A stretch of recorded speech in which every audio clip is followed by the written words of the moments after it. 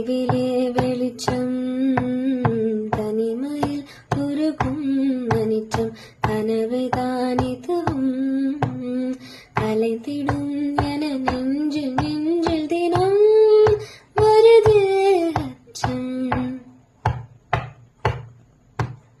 மேகதூதன் பாட வேண்டும் மேனி மீது சாரல் வேண்டும் காளிதாசன் காண வேண்டும் வானவில் வரும் வாழ்வி மீண்டும் மேகதூதம் மேகதூதம்.